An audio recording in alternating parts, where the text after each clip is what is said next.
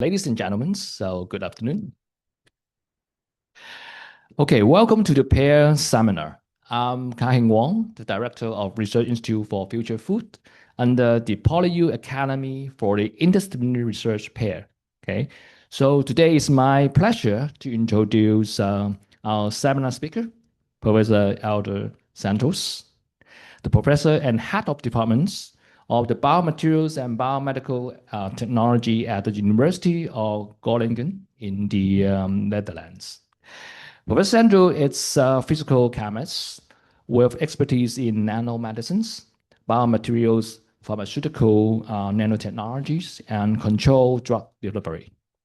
His work reflects how medicines are designed, delivered, and translate into real-world clinical impact. Professor Santos' research focused particularly on developing innovative nanomaterials for cancer, cardiovascular, and autoimmune diseases.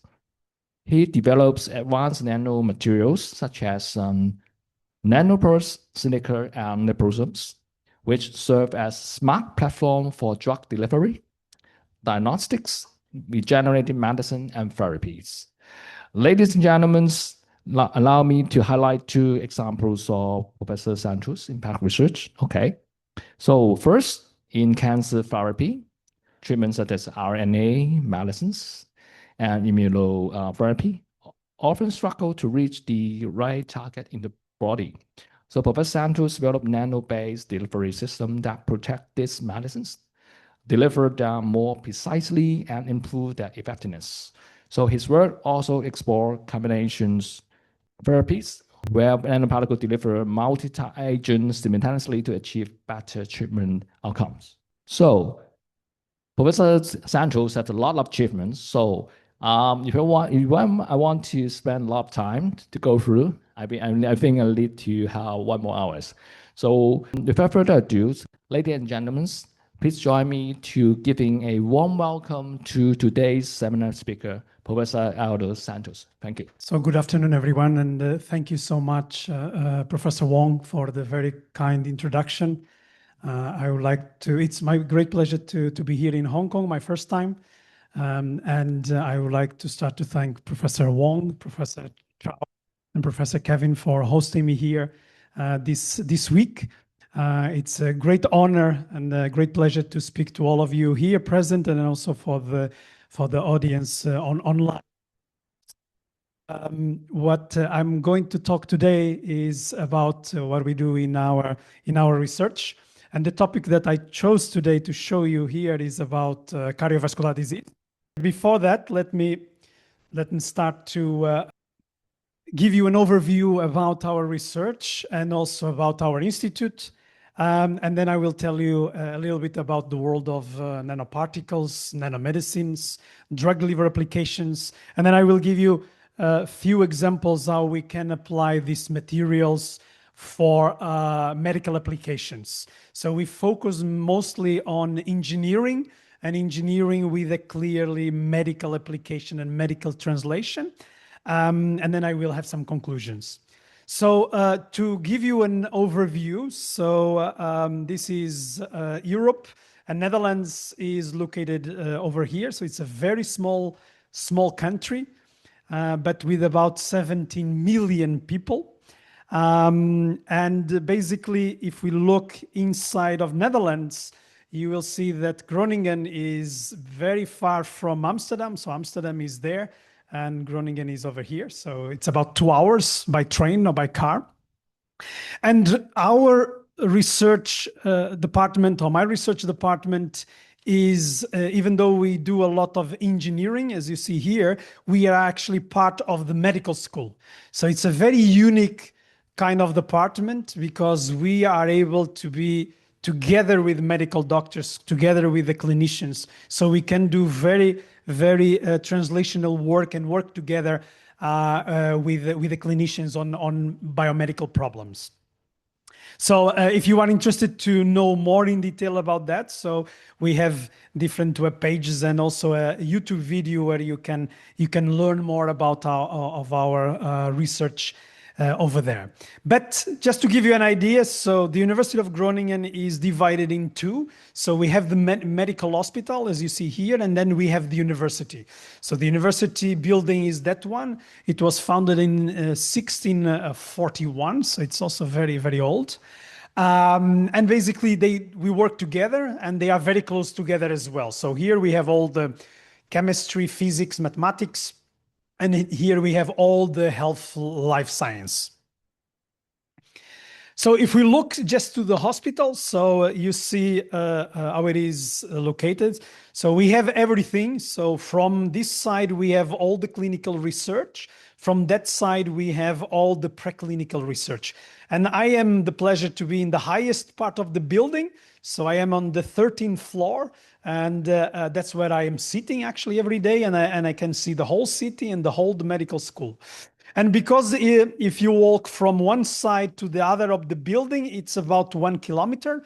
So we say that it's the smartest kilometer because you have education, you have care, you have innovation, and you have research in a single building.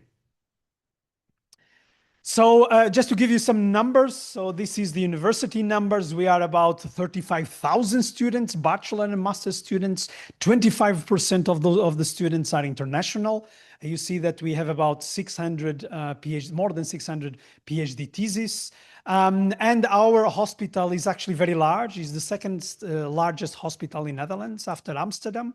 We have 1,300 beds and more than 4,000 medical students.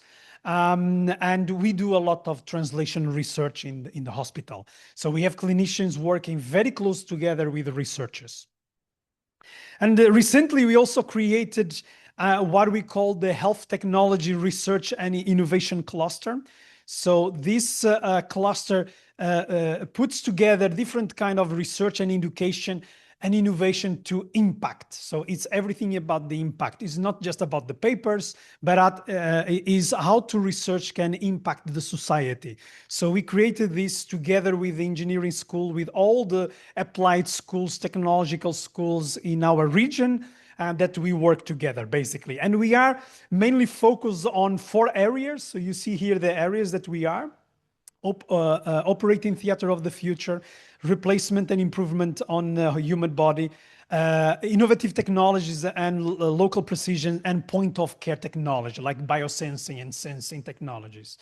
Of course, these are all with the ideas of using biomaterials or robotics or sensing or medicine in order to tackle different medical problems in the northern part of the country.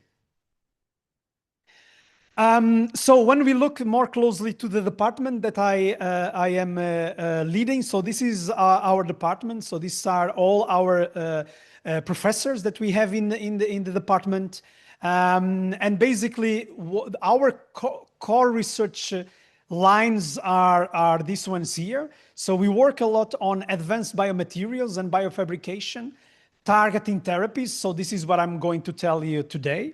We also work a lot on bioimaging and bioanalysis, particular on also on organ on a chip. So I will tell you a bit later. But also our interest is to understand how materials interact in the body with different cell applications. So I will give you some examples how actually we are doing that. So we always have a medical problem in mind, and we also work with the clinicians towards solving that medical problem. But we are also very committed, of course, to education and training. So we work a lot with engineering students, we work a lot with medical students, and they do research activities in our department in order to solve some of these medical problems. So because innovation is also one of our translation or impact is one key aspect in our department. Here I show you just one very successful spin-off company. So we actually launched 2 years ago an instrument that is quantum sensing, use quantum sensing technology in order to detect specific chemicals, in this case, reactive oxygen species in different cells or tissue.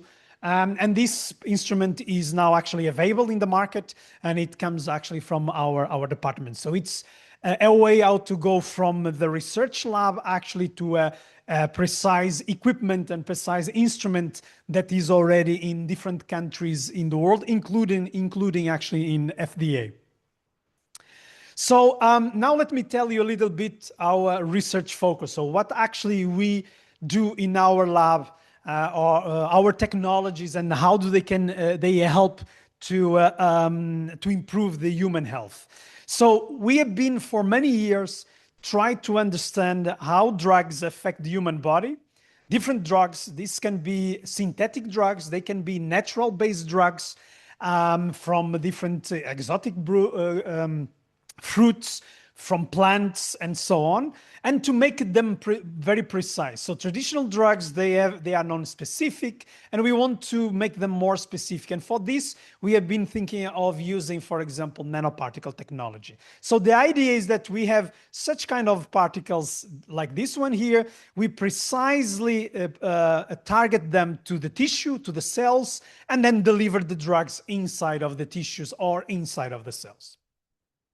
So having that in mind, we can use different kind of materials. So we have started in the past to work a lot with inorganic materials, so silica-based materials, magnetic materials, quantum dots as well. Organic materials, so lipid-based materials, liposomes, polymers, polymeric materials. And then we evolve and we start to use also what we call hybrid materials. So basically it's a mixture of both of these worlds, and there is a lot of potential on using this kind of combination. I will show you some examples. So basically we believe that small things are very powerful. And we say that small is actually more, and the size does matter, because once you go smaller, you can do a lot of things inside of the body as well.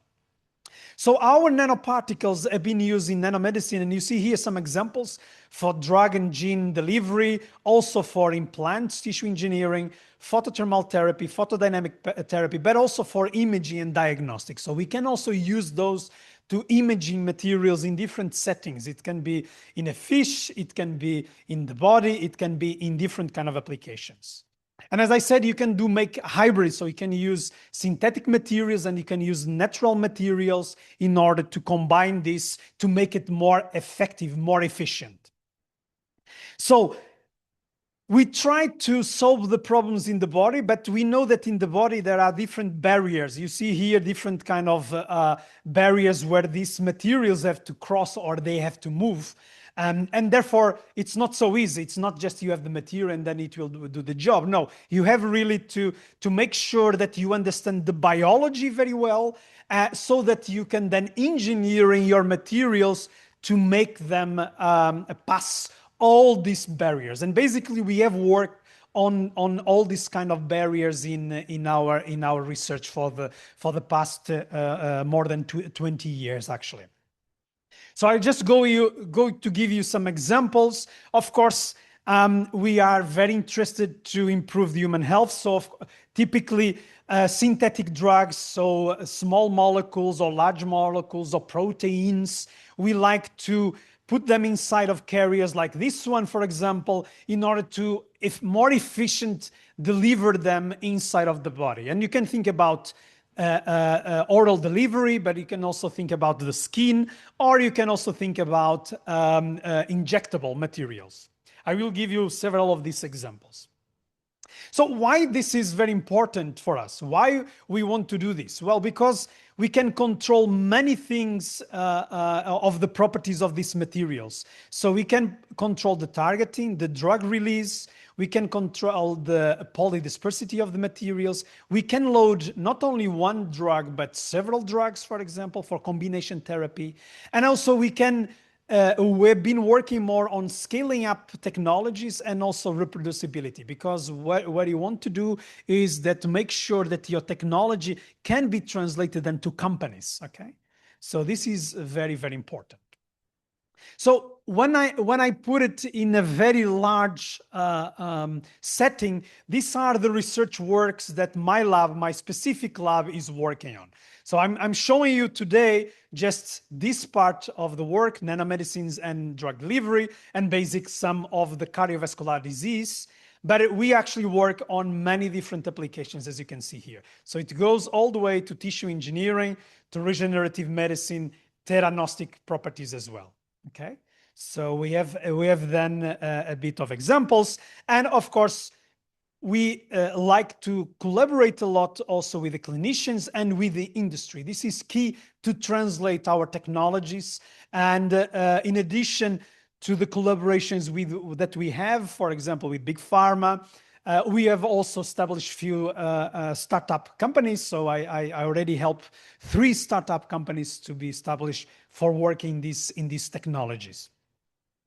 So when I look to the research that we do, you see here some of the examples of our work. So we try to basically understand how the materials work and then try to apply them for different kind of biomedical applications. So you see here all the applications that we have done for the past years in different kind of fields: orthopedics, wound healing, cardiovascular disease, regenerative medicine, cancer, and now lately more on cardiac regeneration as well. So in other words, we try to understand how these materials are fabricated. We precisely fabricate these materials with different properties. So the physical chemical properties of these materials, this is what we try to engineering very precisely.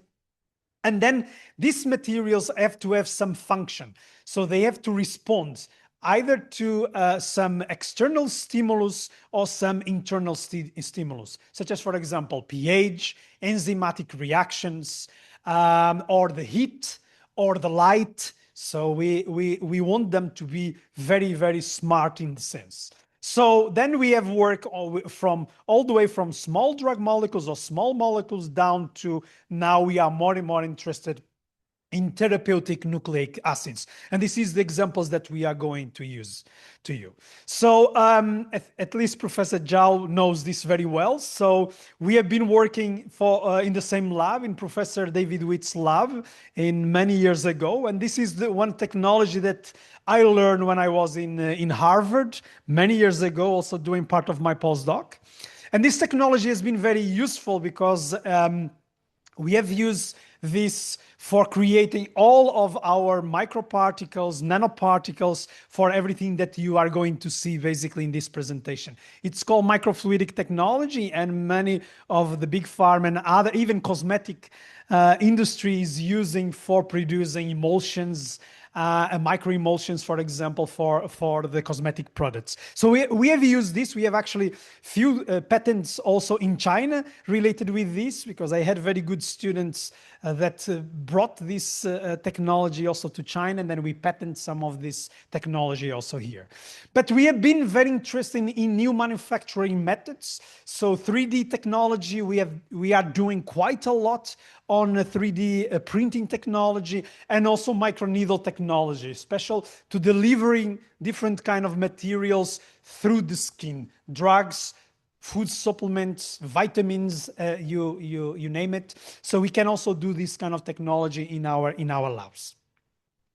So I didn't have time to tell you about everything, but I just give you some examples. For example, this one here is a work that we did. So we use microneedle technology to deliver oncolytic virus under the skin for immunomodulation. So we create a kind of a vaccine for cancer therapy by using this kind of microneedle technology, like I show you in the previous slide. So this is a way how you can transform a material for a skin delivery vaccine, for example. So currently we are working quite a lot on, sorry, go back. We are working quite a lot on 3D printing technologies, so where we prepare different kind of bioinks and inks in order to have different materials, special for wound healing applications, but also regenerative medicine like patches, human patches, and we create all these materials in the lab. And here I show you just some examples where we can 3D printing these materials very precisely with cells in between, so that you can actually then use them with patches on the skin, or then inside of the tissue in the body, like for example in the heart tissue, for example. So this is just to give you some examples. So then when we take the whole picture of nano platforms, so you see here very specifically what kind of nanoparticles we have been used: lipid, polymeric, porous, hybrid, and EVs, extracellular vesicles as well. And we have used these platforms for different applications, so cancer, immunotherapy, cardio, diabetes as well, gene delivery. And again, we have different models. So we have developed different in vitro models in the lab, but also in vivo models. So we have different kind of technologies that we can use in order to translate our technologies, and as I said, to make some impact. So this is the main core of our research when it comes to nanotechnology.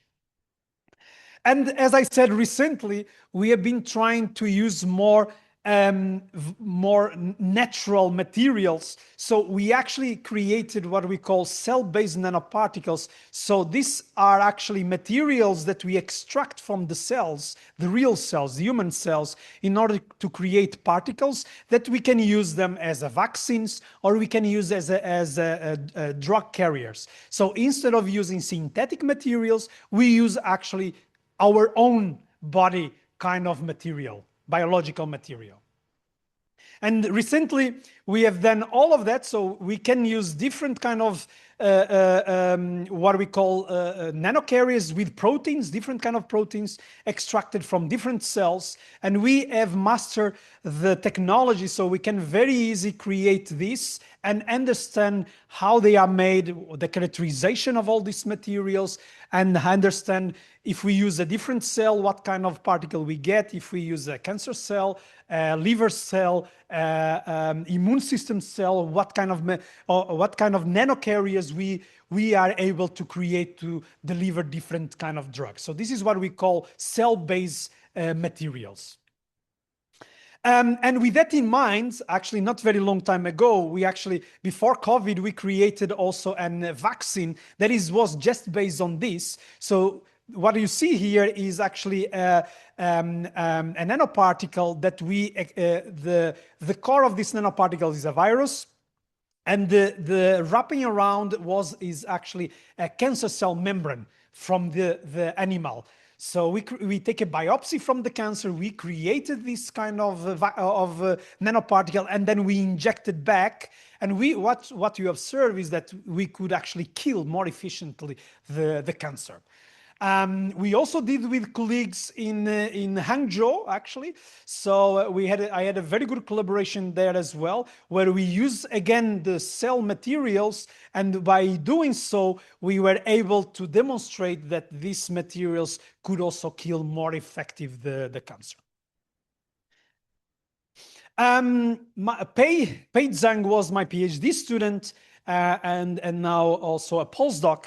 And basically, she has been working quite a lot on developing SARS-CoV anti-SARS-CoV nanoparticles. And basically, this is for pulmonary delivery, and we have been using quite a lot. Together, we also established a company, and this is now very well established technology in our lab, where we can use to prevent the virus to actually go to the lungs.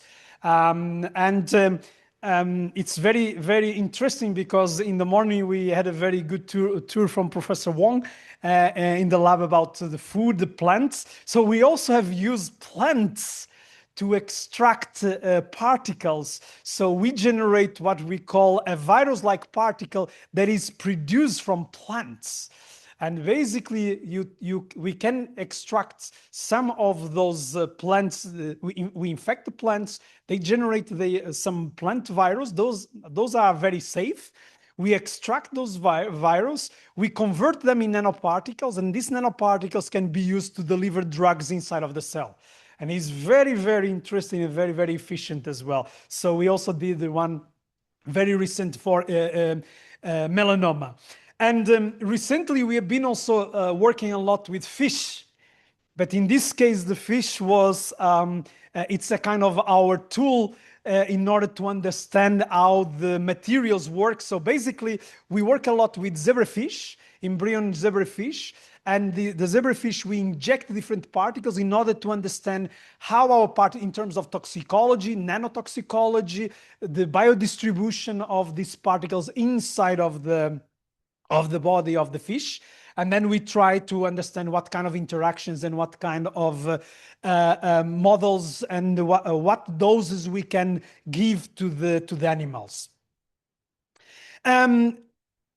Hu Ji-han was my PhD student. Now she's a professor in Beijing University of Technology. She has been working a lot on developing different kind of nanocarriers for cancer applications. I just give you some examples. I'm not going to discuss so that I can go. So we have been very much interested in producing reactive materials, such as, for example, these particles. They are porous structures, hydrogel-based structures that we can use. We inject under the skin in order to, they are the depots, and then with the light, we shine with the light, and by doing so, we can release the drugs because these materials are reactive with the light, and then we slowly release the drugs under the skin, and then they have some therapeutic effect. In this case, is for cancer.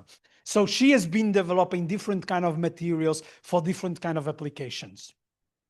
Then Jianshan Li was also my PhD student. He's actually from Nanjing, but now he's a postdoc or a research assistant in Professor Chui's lab, actually. So he's back to China. But he was in my lab, he was very much interested on using materials, so a combination of hybrid materials, synthetic materials, with biological materials to create a responsive kind of therapy, vaccine therapy for immunotherapeutic applications. So he's really a brilliant student, and now he's back to China as well. And he has been working quite a lot for many years on also light-sensitive materials so that we can then apply, you see here, gold nanoparticle materials, ions delivery into the body in order to make them very reactive and in order to kill cancer cells in this case.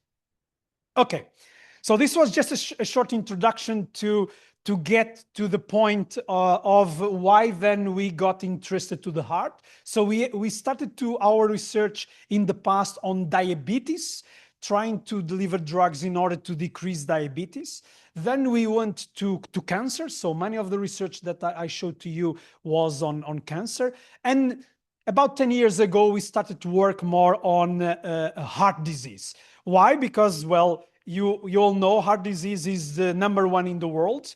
It's still killing more people every day. It's because of the food, because of the exercise, because of many different genetic diseases as well, because of many impact that it has in the human body. And it's very tricky to treat because you only know the problem when the disease is already there. And that's what it makes it very, very tricky to solve. And also the heart tissue, it's very different than the other tissue. So the heart tissue is not able to self-regenerate. So it's another challenge that we have when we compare to other cells in the body, for example. So we have been trying from already for many years, try to understand what kind of materials you can use. So for example, we started to use patches, 3D printing patches in our lab. And these 3D printing patches, we added different materials. They are electroconductive materials that they contain nanoparticles or drugs that we can then put on top of the heart so that we can, after an injured heart, for example, myocardial infarction, or after a heart attack, the patients, they need to be helped, and we can put this patch in the heart tissue. They are electroconductive. They are materials that you can help the heart cells to regenerate. So we started to do that. We also started to do electrospinning of materials. So they are nanofibrils of gelatin that we prepare some patches as well, also with drugs that you can put on the heart tissue here very, very nicely after a surgery. And then the tissue is going to heal over the time. And on top of that, you can make them, as I said, electroconductive. So here you see some examples of, let me see if the video works. But basically what we demonstrate is that you can very nicely get these materials to be electroconductive. This is what you need also in the heart tissue, because the tissue has a special feature, and with this you can make it a conductivity, electroconductivity as well. So this is just some examples, and then we understand about the properties of these materials, the tissue, that they have to be biocompatible. They have to be, the tissue has to stand these materials that we put in the heart as well. So then lately, of course, what you saw means that the patient, we need a surgery in order to put those materials in the heart. So it's very difficult, it's very invasive. So we wanted to find a way how to make it less invasive. And less invasive, you can do it, for example, by working with nanomedicines or nanoparticles.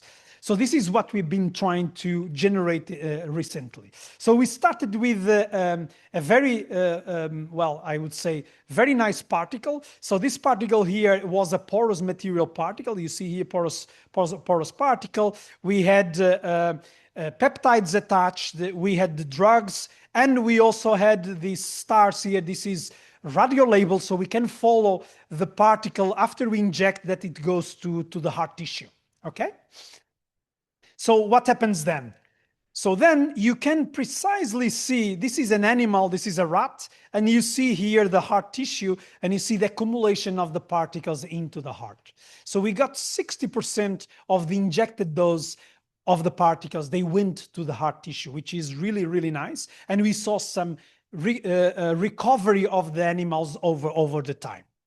So by having that in mind, then with the new technologies, such as the RNA-based lipids, so we started to develop new technologies so that we could even more precisely engineering these particles to the heart by using RNA, siRNA, mRNA, different kind of technologies so that we could improve the heart recovery. So these are some of the examples that I'm going to show you. So these are some of the students that I got over the time. So Hélder A was my PhD student, postdoc. Now he's a professor at the University of Helsinki. We are still collaborating as we speak on the heart tissue. Han Gao was also my PhD student. Now she's a professor on Southeast University in Nanjing. And basically, they were our students working on this cardiovascular disease. So many of the studies that you are going to see now is actually based on their work. And because you talk about food, there is one component that actually we were using, or we are using, that is extract from food elements. So this is why I said there is a lot of things that we can do. So beta-glucans is actually a polysaccharide that you can find in different kind of food, for example, specific on mushrooms. So few years ago, this guy here, Hélder A, had an idea, or he read that beta-glucans had a specific healthy benefit. So he thought that why not convert beta-glucans into a nanoparticle and then put inside of this beta-glucan nanoparticle some drugs and then see what happens in the body. For our surprise, what we discovered is that beta-glucans, they actually attach to the monocyte, one of the monocyte receptors. And when they attach to the monocyte receptors, it can travel all the way to the inflammatory tissue. So this has been demonstrated with beta-glucan alone, but we had no idea if with nanoparticle it could work. So we did a lot of studies, and he actually demonstrated in this study to the heart tissue. So he demonstrated, he's a chemist, but he worked a lot with biology. This was a model that he actually developed. And what you see here is, this is the heart injury, and this is our cocktail with the beta-glucans. And you see that the heart actually has improved, has become more like healthy when we add beta-glucans. So we were very happy to see that. So happy that then Gao, so the next student, she started to use beta-glucans, but with gene delivery, so with RNA therapy. And what we observed, we did different models. We did a liver model, we did a heart model, and we did also a pulmonary model. And what we saw is that these particles were able to actually navigate and attach in these tissues. So I will just show you an example of the heart. So these are beta-glucan nanoparticles. They are very small, 200 nanometers. They are very stable. And you see here that we can put RNA inside of these particles very, very efficiently. So when we look to the heart tissue, so this is a human animal model, but with a human model of myocardial infarction injury, heart injury, we injected 2 times, and at 7 days, we look into the heart tissue. And what we observe is that we have a decrease into this protein expression, and also a decrease on the collagen. So it means that the fibrotic tissue was able to be decreased by using this kind of approach. So as you see, a food-derived material can also have a very influence in the health.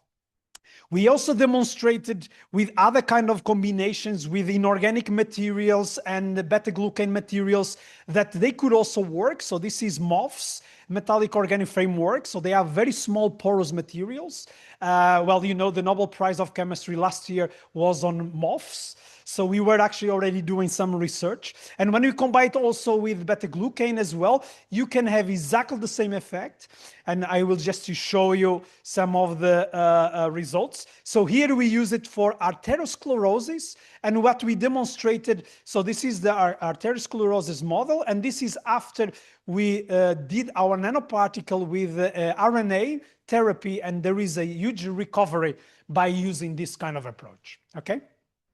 So there is a lot of benefits how we can use it. So of course that was in the lab, and now when you want to scale up, it becomes very difficult. So what we did is that we created a very high-through microfluidic technology.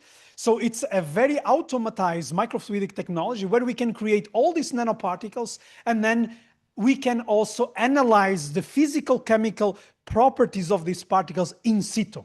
So you don't have to do one experiment, wait several days, and then go back if you need. You can do everything in situ. So it becomes more efficient, and it becomes also more scalable. So we tried different materials, different polymers, as you see here, chitosan, polyethylene material, dextran. We also work a lot with dextran material, which is also food-related sugar, a lot. And then small drug molecules, peptides, and different lipids as well, synthetic lipids and also biological lipids. And then by doing this, we get a lot of, with our robot, microfluidic robot, you see, you get a lot of this blue and gray. So it means the blue are the good particles, the gray are not so good particles. Still, we have a lot of blue. So how we distinguish before we go to our animal studies? So for this, we use computational analysis. So we are also working a lot with AI technology or computation analysis so that we can screen down all this technology, all these nanoparticles to one good nanoparticle that we then test in vivo. So you don't have to do all the in vivo testing. You can then just have, with the help of the computational and AI technologies in order to create the best nanoparticle possible, okay? So then we did it in the heart again. So you see here some of our examples. So this is again with beta-glucan nanoparticle generated based on what I just show you. And then you have we follow the animals for 28 days. And what I'm showing you here is the electrocardiograms. And also here, what I'm showing you here is the heart tissue. So we analyze the heart tissue. And when we go from here to here, so we see a very improvement on the tissue, on the wall of the heart. So if this becomes thicker, so that is very positive. So it means that the function of the heart is recovered and you can improve the functionality of the heart tissue. So this is very, very good. And with Z very recently, we had we try a different approach. So we use nanoparticles derived from our blood. So we take our blood, there are the red blood cells, we extract some material from the red blood cells, and then we make a particle out of those. So it's called nanoerythrosomes. So they are basically blood nanoparticles based. And then we try to understand what happens when they are injected back to the body.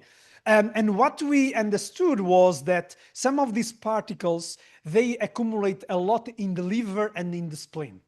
And what Zehoa was very interested to understand is that if they go to the liver and spleen, can they still go back to the heart?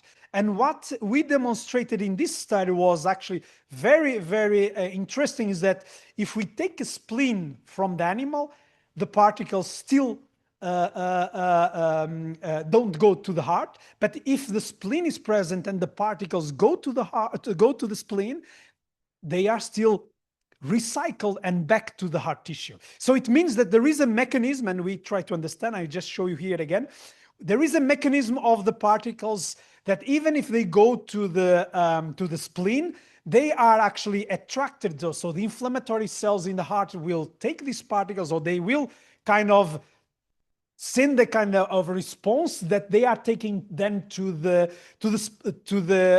spleen to the heart tissue. And what you see here is a recovery again of the heart tissue, and the electrocardiograms after several days, they improve tremendously.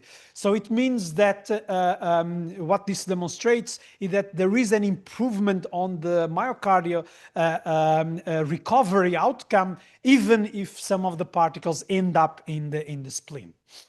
And one of my last studies that I wanted to show you is with machine learning. So you know that most likely machine learning now is very popular, and we try to apply also machine learning for designing the best possible materials for a medical application. So in the past, you have materials like I show you here.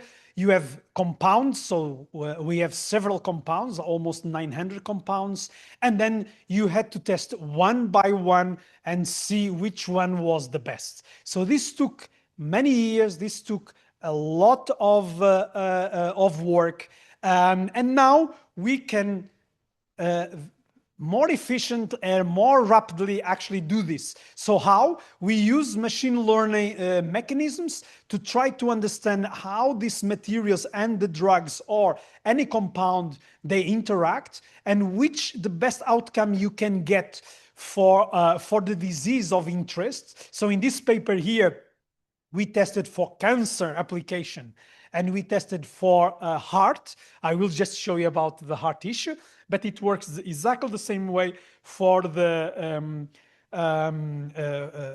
cancer.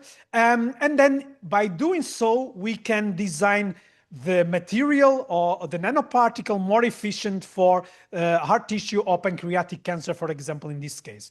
So let me just show you what we did. So we start with a very simple particle. So this is a PLGA particle. We start with antibody drug. We generate these particles. We can see the particles, also imaging the particles. How do they look like? How much antibody we have inside of these particles? How small they are? How stable they are?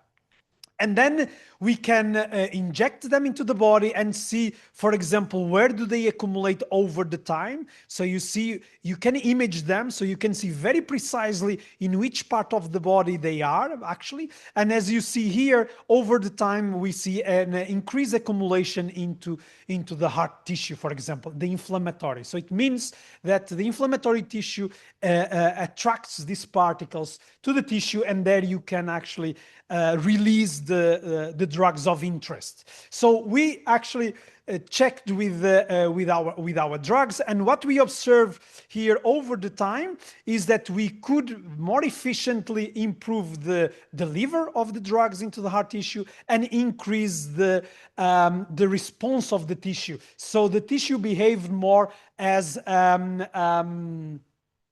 normal, basically. And this is what we want to understand.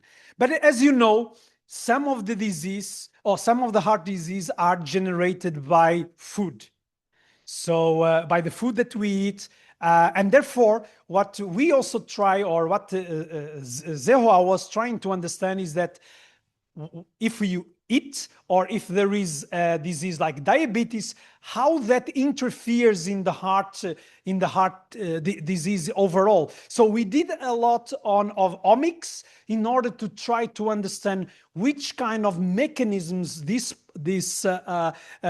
diabetes has in the heart, and then when we have our particles, which of this kind of where the particles actually influencing these mechanisms. So we study all the biological process to that point. So this is I don't have time to go into detail, but basically we develop a way how to understand, first of all, if the food generates diabetes, if there is a diabetes that generates heart attack, how then we can use our nanoparticles to tackle those events in order to biologically understand more from the protein, from the gene influence. And basically by doing so, you can actually make clusters of different mechanisms, of different effects. And again, you can then, your nanoparticles, for example, what you see here from 1 week to 4 weeks, we see a better improvement of the heart tissue over the time. So it helps you then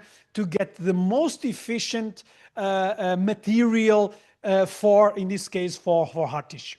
And I'm running out of time, so I have to go to the conclusions. But basically, what I tried to demonstrate here is that synthetic materials or food-related polysaccharide materials, or then even lipids or cell materials, can be used for, in this case, for heart regeneration, for myocardial infarction therapy applications. This is just one example, but we have several other examples for other diseases as well. So it is important to understand how simple materials that sometimes we just eat, like sugars and so on, they can have a very big impact in the disease or to treat disease if you engineering them properly in order to address a medical problem.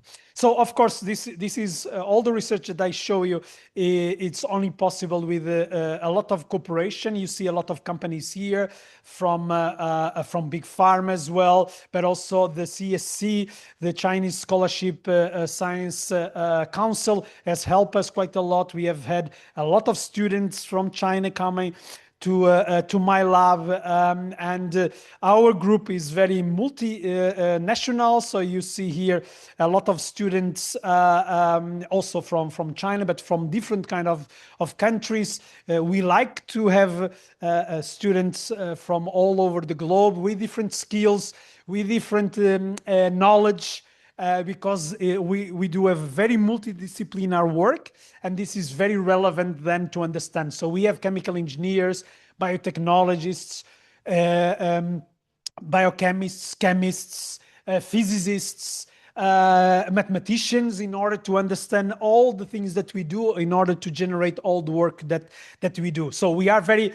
very happy to welcome everyone to this. And here we also have a special issue. If you like to contribute to this is a special issue issue that has been recently published. It's on biomaterials and tissue engineering, so it might be interesting for some of you. The impact factor of the journal is very good. It's 6.6, so it might be interesting also for some of you to submit your work here, or your colleagues you can address. And I'm also associate editor of NanoSelect. So anything related with nanotechnology or materials in general, you are very welcome to submit as well. And I invite you also to submit. The impact factor at the moment, I think this year is about 5. So it's increasing very, very fast. So you are also, I'm very happy to host your papers there as well. And with that, I thank you all for your attention here, but also online. And I'm very happy to answer any questions related with work or related with science or with other kind of collaborations. Thank you so much for your attention. Hello, everyone. So let's start from the online questions. What are the major challenges in translating RNA nanotherapeutics from preclinical models to clinical application for myocardial infarction or heart failure? Yes, thank you. Thank you for the question. There are a lot of challenges, but one challenge is the stability of these molecules. So you have to make sure that RNA is stable when you formulate them into your nanotherapeutics. So this is the first biggest challenge. Then the second one is to have enough of these RNAs into your material, because sometimes, for example, siRNA, we are able to have a lot, but then large molecules like mRNA, for example, or circular RNA, then it becomes really challenging because you can have only 20% at best. And then, of course, then it means that you need to inject more of these materials that increase also toxicity. So stability and the amount of RNA into the nanotherapeutics is some of the biggest challenge, not only for myocardial infarction, but actually for other kind of applications as well. Do you have one question actually following this question? So how do you target the cardiovascular tissues? So from the nanoparticles? Yes, very good question. Thank you. So we modify the surface of the nanoparticles. So that is how we do it. We incorporate the RNA inside of these particles, and then we functionalize the nanoparticles with different kind of molecules. So we are basically mostly interested on small peptides.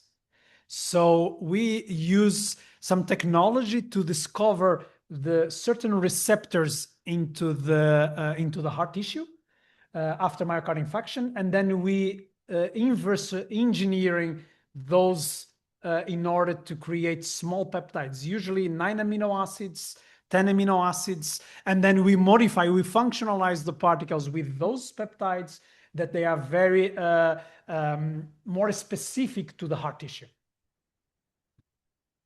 The second question is, how do the nanoparticle delivery system overcome the biological barriers such as the vascular endothelium, myocardial cell membranes, and lysosomal degradation to achieve precise RNA delivery to the ischemic or failing heart? Yes, this is a very good question. It's like the holy grail of nanomedicine, basically. So overcoming biological barriers is extremely difficult in the body. So you have different approaches. One, as I already mentioned, everything that I showed you were mostly injectables. So when you inject something to the body will see it as a foreign element. So when it sees it as a foreign element, goes to the liver and spleen.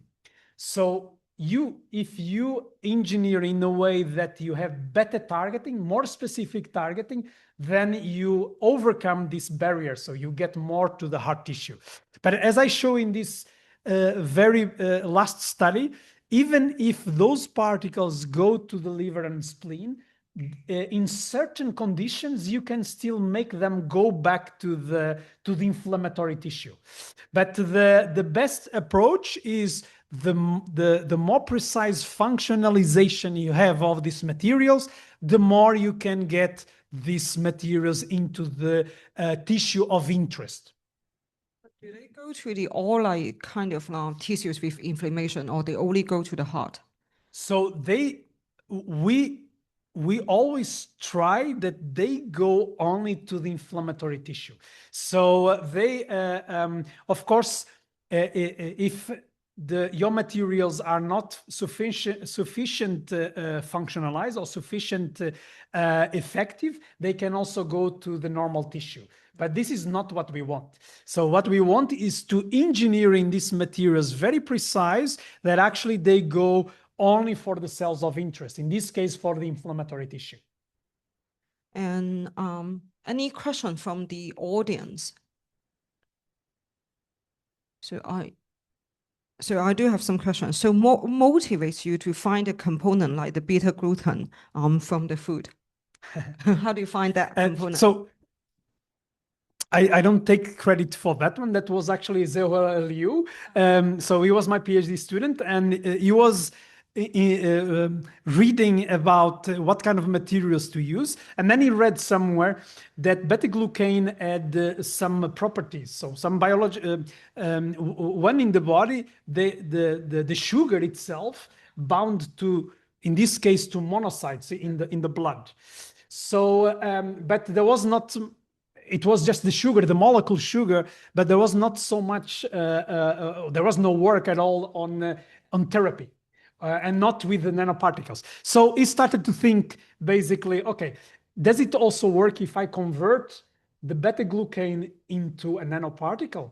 And that's where it got very interested. And that's how we actually then started to use more beta-glucan material in order to understand if it really can be used for attaching to that receptor, and also if it can be used for therapeutic application. So I would say that it was just a little bit of try and error. So we knew that this sugar had certain kind of properties, and then we tried to understand more if it could be used for therapeutic applications. But like everything in science, sometimes you discover things that you are less expecting. So we do it with beta-glucan. In the past, we did it a lot with the dextran. So we work also a lot with another sugar, dextran. Basically, acetylate dextran. We modify it, and we have also used it for different kind of biological applications. So sometimes these natural products became really very interesting. And as you know, natural products like sugars or from food, you can have a lot. So you can take it from different sources, and it can scale up much easier than the synthetic ones. And they are a bit less expensive. Oh, yes. And also we have one question online. So how does the precision manifest in this new era? Does it refer to the targeted delivery, patient-specific RNA sequence, or personalized dosing regimen? Wow.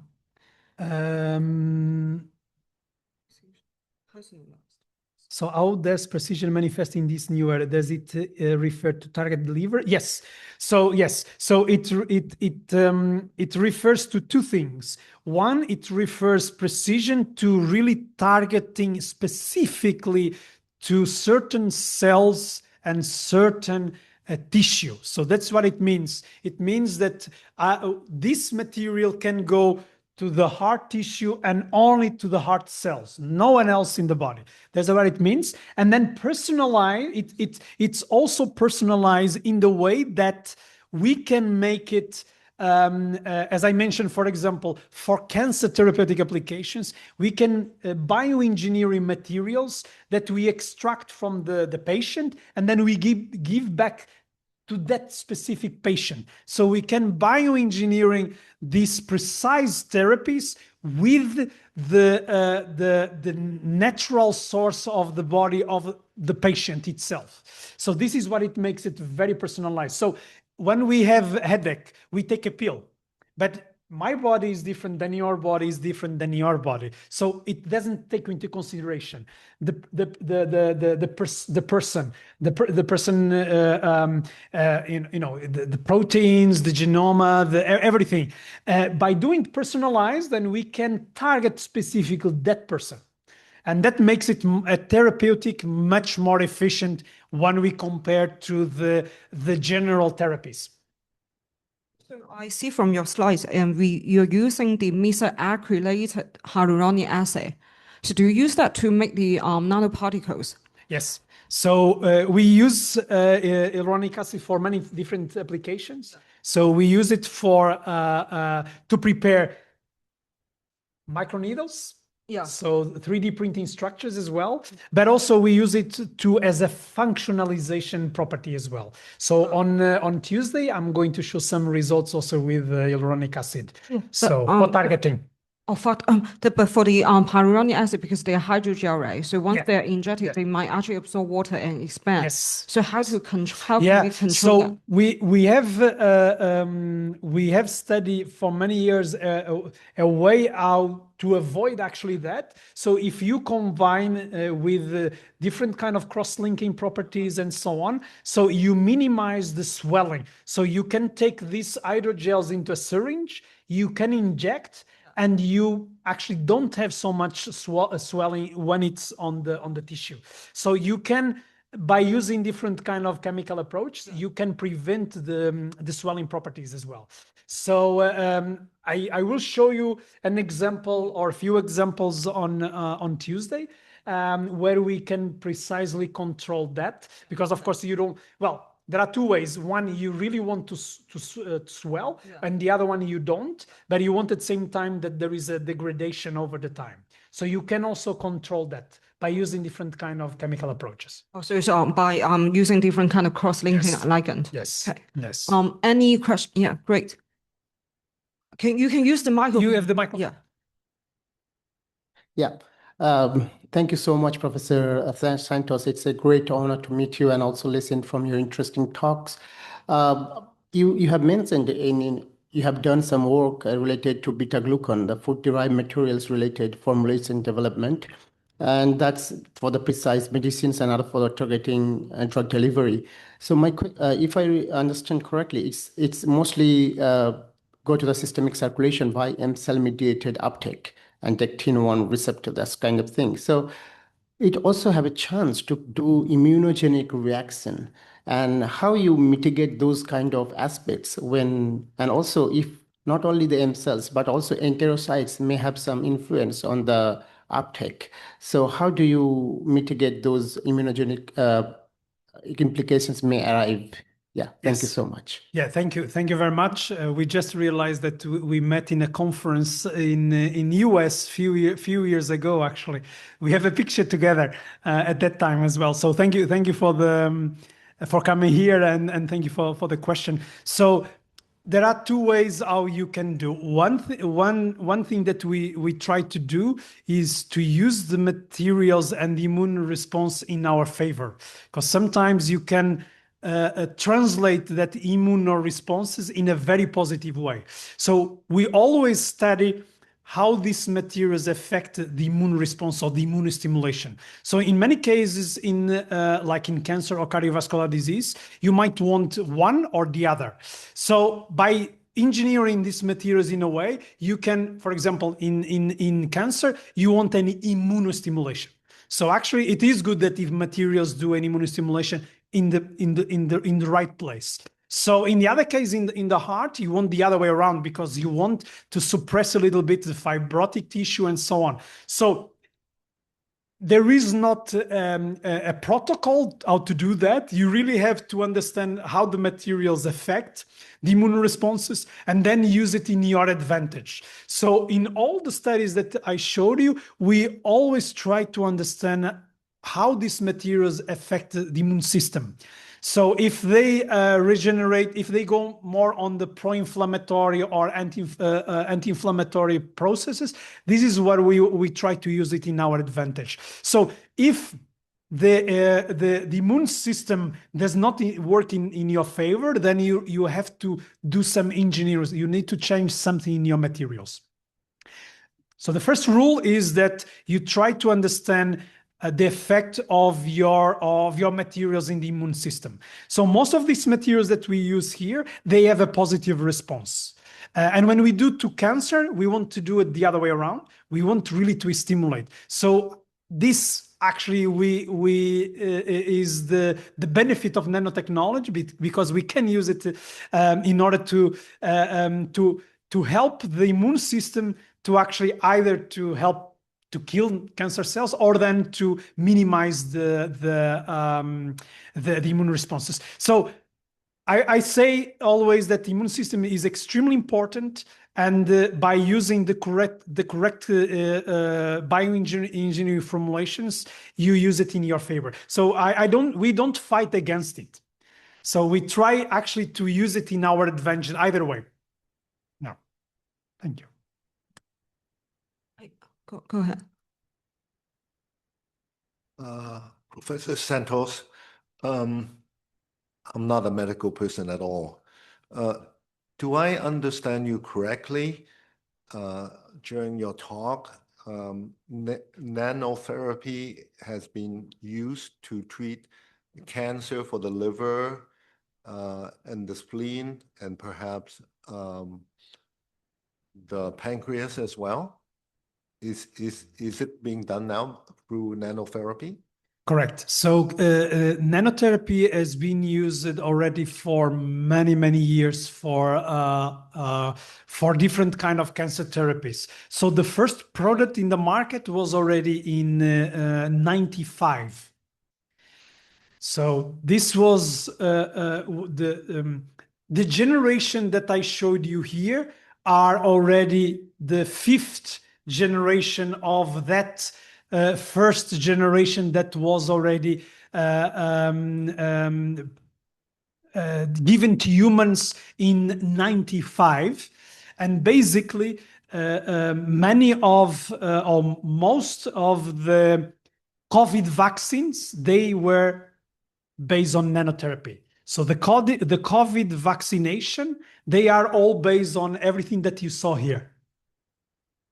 Okay, my next question is, I was just talking to the person that's next to me, and he's from CUHK. Yes.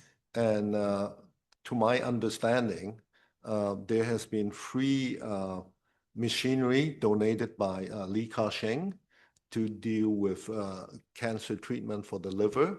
And one of them is in CUHK. And one is in sanatorium, and another one is in Gleneagle Hospital. So they are all using nanotherapy? Because I'm not a medical person. I don't know if they are using nanotherapy in those? Sorry? They have different, yeah.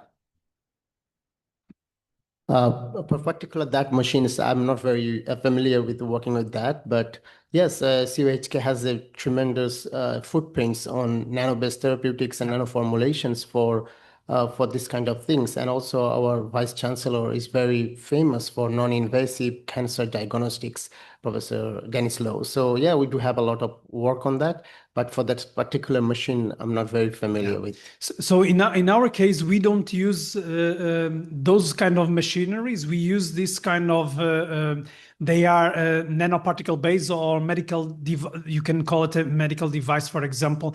But basically, they are all injectable materials. So you can inject them into the bloodstream, basically. So they are very tiny particles that they are all the big pharma, for example. Big pharma is developing this kind of applications, for example, for cancer.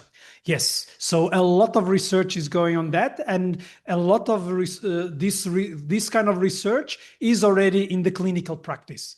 What's the difference between nanotherapy and treatment through ultrasound?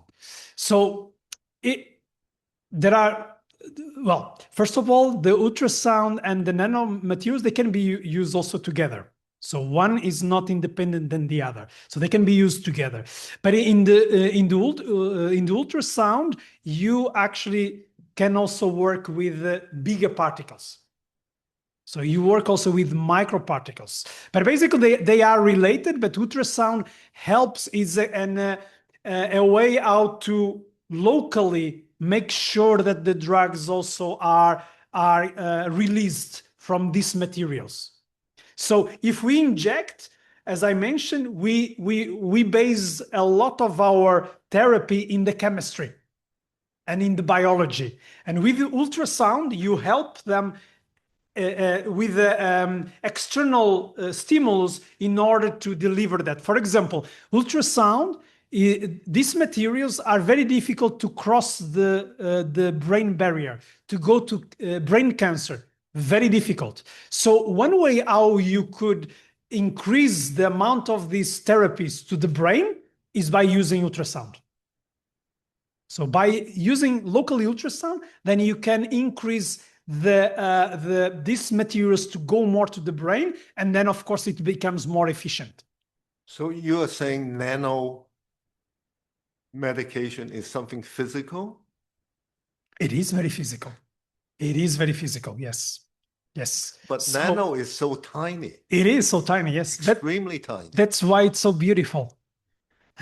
Because even though it's so tiny, we can do a lot of things with it. Because those tiny, even though they are very, very tiny, we have learned how to modify those by doing different chemistry, by doing different engineering in those very tiny things. And this is why it makes it so exciting, because even though it's so tiny, you can still do a lot of things. Just to give you an idea, a small nanoparticle, the surface area is huge. So it's several football fields. So you can do a lot of things, because once you go small, the surface area increases a lot. So then you can see, imagine in a football field, how many things you can do on top of it. So this is, even though it's very tiny, you can do a lot of things on that surface. You can put drugs, you can put food elements, you can put a lot of different things there. And then, well, you can engineering for the good of the health, for example. What is smaller, nano or neutrino? Neutrino is smaller. Nano is a bit larger than that. Mm-hmm. Yes. There is an observatory in Jiangmen called JUNO, that stands for Jiangmen Underground Neutrino Observatory. Have you heard of that? Yes. Yes. Yes, but those are very small elements. No, the nanoparticles the nano are a bit larger than that. I don't understand why they put it there, because I went outside to visit it, and it only started operating a little bit over a year ago. And it's perhaps the most advanced one. I don't know why. It's most likely, yes. We have also some in Europe as well, but you need a special for those. But these ones you cannot create it in such kind of places. So you really need specialized labs in order to create this one. Also because there is when you apply it, you can apply it for food, you can apply for animal, or you can apply for human, and then you need special places how to create those. Thank you very much. You are very welcome. Thank you. All right. Thank you. My question is not very technical. In the initial part of the presentation, you gave us a very nice layout of your university, wherein you have different departments and you guys work harmoniously to produce a nice melody, so to speak. I work here at the Industrial Center. My name is Virag. One of the direction that I work on is micro 3D printing. So I do fabricate micro needles as well as microfluidics. At PolyU Industrial Center's perspective or direction is engineering based. So we don't really do independent research. We cater to different academic departments. Professor Zhao is also one of our collaborators at IC, a Science and Nature team. So now is that I have these microfluidics and microneedles, and based on the research that you just showed, The technical part, which is the fabrication part, is something we take care of. So on the high level, so in the initial part, you said that we do have nice collaboration with different institutions in your university. From the managerial perspective, how do we take it forward? Like an engineer, how does he take this thing forward to establish sort of academic collaborations to promote research using this sophisticated a microfluidic device, or for that matter, microneedles that I have prepared? You mean between your and us, or No, between just the industrial in center general? in the PolyU campus itself? How do we promote the more usage? It's just from a managerial perspective. Well, that's a very difficult question. I can tell you how we do it in our case, but of course, inside of PolyU, I don't know very well how the system works. But usually, in our case, so all this first of all, if you have a unique technique, you try to find a way of how useful it can be for different kind of research work. So if microneedles, so I see that I will already give you some good ideas because we discussed these past days. But for example, skincare, right? So you can use microneedles for skincare. Therefore, you can collaborate, or you can find those researchers that are working on skincare, but they're not using microneedles. And microneedles can be a way how you can also use it for skincare applications. Another way, I will give you another example, microfluidics technology. So in many of the creams, the facial creams that you put, like David Witt's actually, so Chanel and so on, they have microemulsions. Those microemulsions are prepared by microfluidics technology, and they are in the Chanel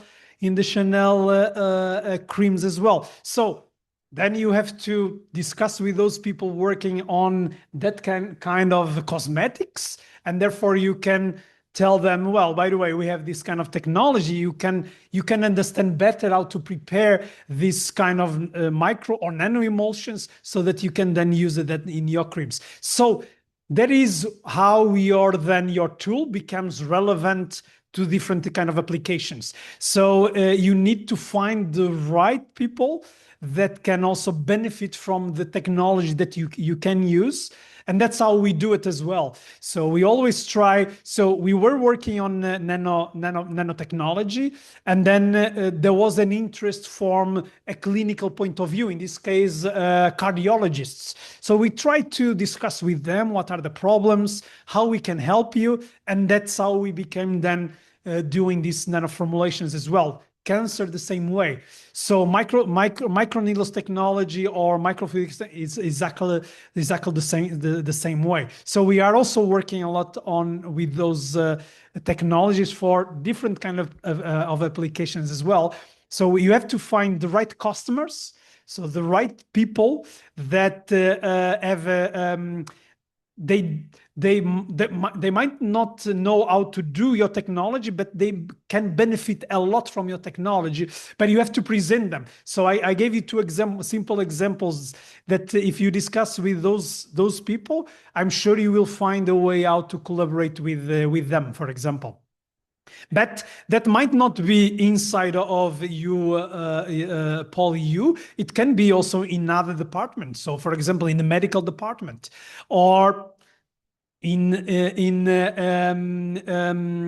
the veterinary department. So you probably know that, for example, microneedles are also a way out that you can deliver medicines to animals, because animals they don't take pills. It's very difficult to take pills. So if you put these patches on the animals, and one of our first companies were actually based on this, is microneedle technology to deliver medicine to vet care.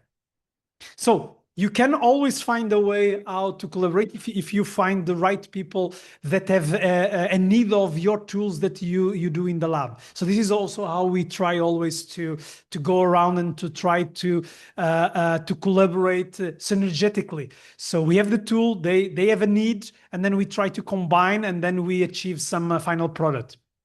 I hope I answered your question. But internally, I have no idea how it works in your case. But at least that's what I usually even tell to the students. So I always encourage all my students to, if they are chemists, don't discuss with chemists. Go and discuss with pharmacists, with food chemistry and so on, because that's how you, by discussing with very different people from you, you understand, oh, you have something that I can help you. And that's how the best collaborations then can appear. Because if you are doing microneedles and someone is doing microneedles, there is no benefit there. So you have to find the complementary from the other different people.